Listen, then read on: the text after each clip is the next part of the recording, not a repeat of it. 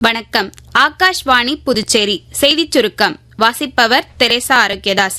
பண்டிட் தீன்தயாள் உபாத்யாயாவின் நினைவு நாளான இன்று குடியரசு துணைத் தலைவர் திரு சி.பி. ராதாகிருஷ்ணன், பிரதமர் திரு நரேந்திர மோடி மற்றும் உள்துறை அமைச்சர் திரு அமித்ஷா ஆகியோர் அவருக்கு அஞ்சலி செலுத்தினர்.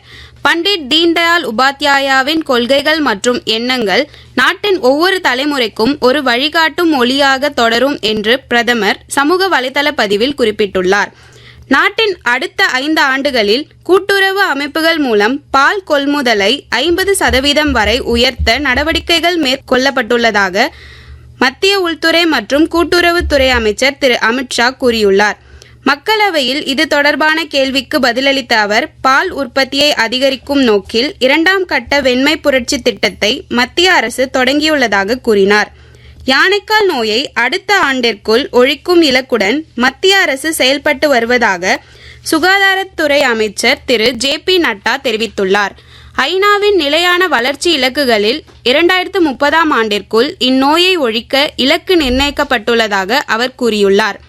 புதுச்சேரி வில்லியனூர் தொகுதிக்குட்பட்ட பகுதிகளில் 36 லட்சம் ரூபாய் மதிப்பீட்டில் சாலை மற்றும் குடிநீர் சுத்திகரிப்பு நிலையம் கட்டும் பணிகளை எதிர்க்கட்சித் தலைவர் திரு சிவா தொடங்கி வைத்தார்.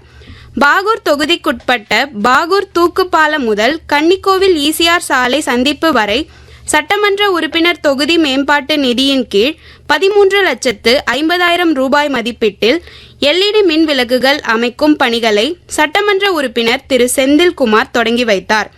ICC ஆண்கள் T20 உலகக்கோப்பை கிரிக்கெட் போட்டியின் குரூப் டி போட்டியில் தென்னாப்பிரிக்க அணி ஆப்கானிஸ்தான் அணியை எதிர்கொள்கிறது.